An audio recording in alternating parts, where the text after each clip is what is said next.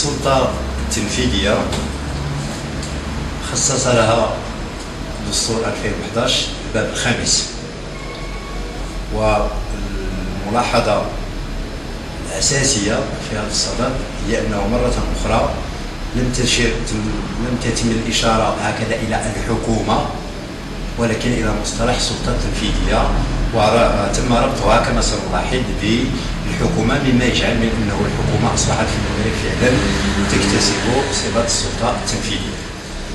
الحكومة أصبحت وكما هي متعارف عليه تتكون من رئيس الحكومة ومن الوزراء، ويمكن أن تضم كتاب الدولة.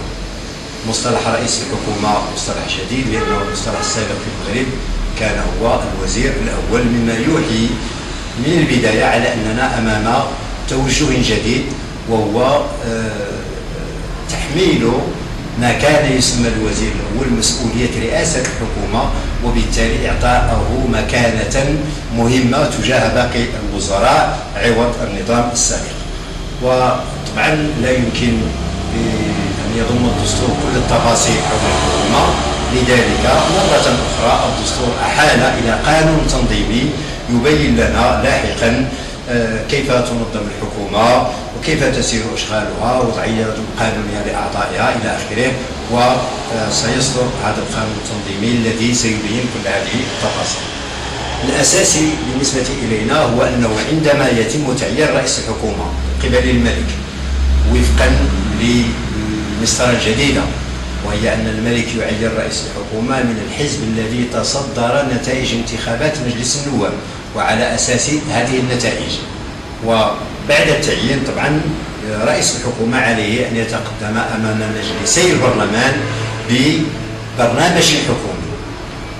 أيضا هنا المصطلح الجديد البرنامج الحكومي يختلف عما كان يسمى في الدساتير السابقة التصريح الحكومي، يعني هو أدق، لأن كلمة تصريح توحي بشعارات عامة هكذا التصريح الحكومي، بينما البرنامج يوحي بأمور مدققة وقابلة للتنفيذ على أرض الواقع، مرقمة مشخصة فيها أهداف فيها وسائل إلى آخره. وعندما يقوم رئيس الحكومة بعرض هذا البرنامج تتلوه مناقشة أمام مجلس النواب وأمام مجلس المستشارين، لكن التصويت يكون فقط أمام مجلس النواب.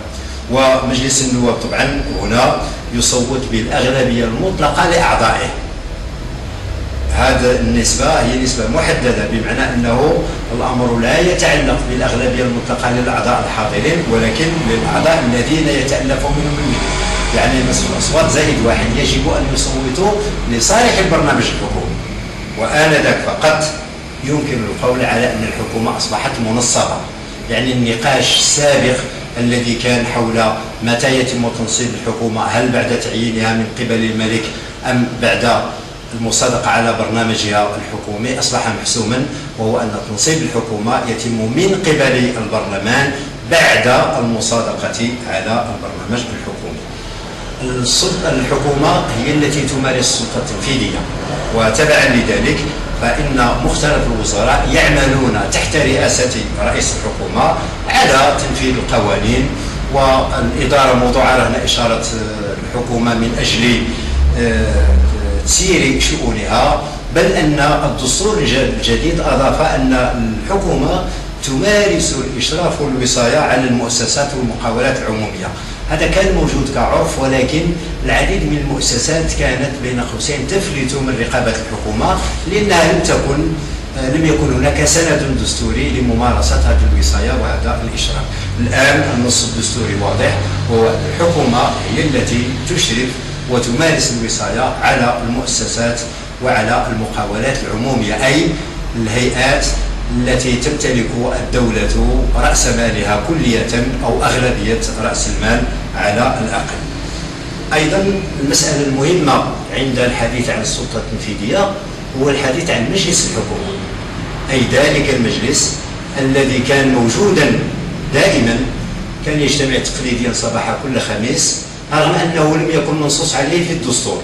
كلمة مجلس الحكومة كانت كممارسة كواقع موجودة يعني منذ استقلال المغرب، منذ الدستور الأول سنة 1962، ولكن لم تكن هناك إشارة إليها صراحة في الدستور. الآن هناك الفصل 92 من الدستور الذي حدد حتى المواضيع التي يتدارسها مجلس الحكومة تحت رئاسة رئيس الحكومة.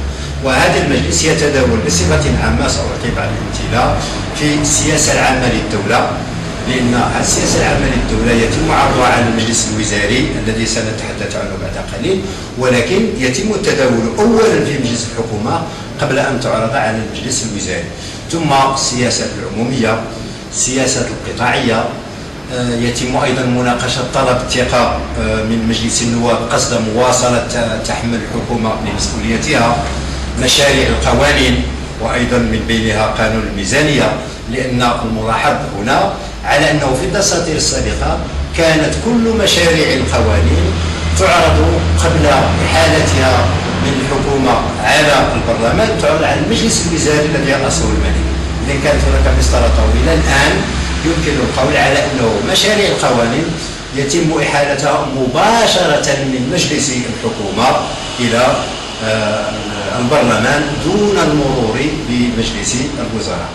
أيضا هناك مشاريع مراسم القوانين، لأنه مراسم القوانين هي مراسم من حيث الشكل، ولكن من حيث المضمون هي قوانين، لأنه الدستور أجاز للبرلمان أن يفوض للحكومة لفترة محددة ولغاية محددة تشريع بواسطة مراسم قوانين.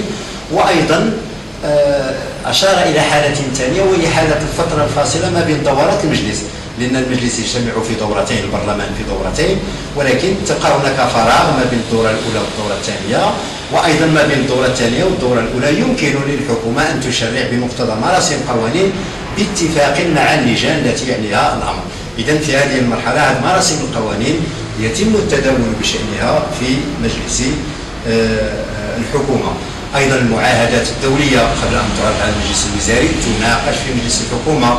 وأيضا وهذا هو المهم، مجموعة من التعيينات التي كانت تتم بأسلوب معين سابقا، الآن الدستور ينص على أن كل ما يتعلق بتعيين الكتاب العامة للوزارات، كل ما يتعلق بمديري الإدارات المركزية، رؤساء الجامعات، العمداء، مديري المدارس، ومجموعة أخرى من المناصب أحال الدستور بشأنها إلى قانون تنظيمي، أصبحت تعيينات تتم في هذا المجلس. خلاصة يعني هذه الاختصاصات أن مجلس الحكومة لم يعد ذلك المجلس الشكلي الذي كان يقوم به سابقا، وهو عمل تحضيري لمجلس الوزراء. يعني مجلس الحكومة الذي كان يرأسه سابقا الوزير الأول كان يتدارس كل هذه المواضيع أيضا، ولكن كان يحضر لعرضها على مجلس الوزراء الذي يرأسه الملك. الآن أصبحت له اختصاصات خاصة به، بحيث يتداول بشأنها ويذهب مباشرة إلى تنفيذها قبل تمرير فقط ما ألزمه الدستور بتمريرها على عبر المجلس الوزاري. المجلس الحكومي بصفة عامة يعني أقول بشأنه على أنه رغم ما قلناه ينبغي الإشارة إلى مسألة مهمة جدا، وهو أنه يجب أن لا ننسى بأننا في إطار دولة يعني يرأسها ملك له صفة رئيس الدولة، وبالتالي هناك مجلس ثاني هو مجلس الوزراء أو المجلس الوزاري الذي يرأسه الملك، والذي تعرض عليه أمور خاصة به، وبعض الأمور التي أشرنا إليها من المجلس الحكومي والتي أوجب الدستور عرضها على المجلس الوزاري. عندما نرجع إلى اختصاصات المجلس الوزاري الذي يرأسه الملك سنلاحظ على أنه يتداول في مواضيع ذات أهمية كبرى، أكبر جدا مما يتم تداوله في مجلس الحكومة. أشير مثلا إلى توجهات استراتيجية للدولة، أشير إلى مشروع مراجعة الدستور، أشير إلى مشاريع القوانين التنظيمية، أشير إلى القانون الإطار. وفي هذا الصدد يعني ونبه إلى أنه ما يقوم به مجلس الحكومة حاليا من دراسة مشاريع القوانين التنظيمية هي دراسات أولية فقط، لأن الدستور ألزم على عكس القانون العادي الذي يمر مباشرة من مجلس الحكومة إلى البرلمان. القوانين التنظيمية والقانون الإطار يتم رفعه إلى المجلس الوزاري الذي يرأسه الملك من أجل تدارسه هناك والمصادقة هناك، ثم بعد ذلك بعثه أو إرساله أو إيداعه على البرلمان. أشير أيضا إلى قانون العفو العام أو إلى النصوص المتعلقة بالمجال العسكري أو حتى مثلا حالة الحصار أو حالة الحرب. أي باختصار أن شؤون الدولة التنفيذية التنظيمية مقسمة إلى قسمين. هناك الجزء الأكبر الذي يتعلق بتسيير الشؤون الجارية العادية والذي يتعلق بالسياسات العمومية أو السياسات القطاعية يتم على مستوى مجلس الحكومة، ولكن المسائل الاستراتيجية الكبرى تشارك فيها الحكومة ولكن عن طريق مجلس الوزراء الذي يرأسه الملك. ولاحظتم بأنه حتى أو يمكن أن تلاحظ حتى على مستوى التعيينات التي تحدثنا عنها في مجلس الحكومة هناك تعيينات أخرى تتم في مجلس الوزراء هذه المرة وفق قانون تنظيمي سيصدر ليحدد أو ليكمل اللوائح ما هي الوظائف التي أشار الدستور إلى بعضها على أساس أن تتم في مجلس الحكومة فتكمل في قانون تنظيمي، مثل ما أشرنا إلى كتاب العمون ومدير الإدارات المركزية العمداء رؤساء الجامعة إلى آخره. وما هي الوظائف التي يجب أن تكمل تطبيقا لما يصدر عن مجلس الوزراء من صلاحيات في التعيين، مثلا تعيين والي بنك المغرب أو السفارة أو الولاة أو العمال إلى آخره. إذن حتى مستوى التعيينات تم تقسيمه إلى جزئين، جزء واسع جدا وأقول واسع جدا يتم على مستوى مجلس الحكومة، وجزء مقلص يهم فقط بعض المؤسسات والمقاولات والمناصب الاستراتيجية أو المهمة جدا التي تتم على مستوى مجلس الوزراء.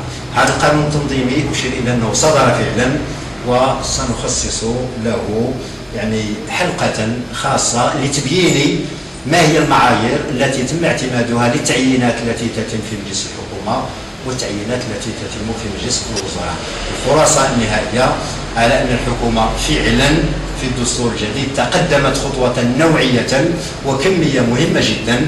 تم ترسيم مجلس الحكومة دستورته، تم إعطاء الوزير الأول مكانة معنوية هامة جدا باعتباره رئيس الحكومة، وأخيرا إشراك الحكومة في باقي المجالات ولكن عن طريق مجلس الوزراء الذي يرأسه الملك.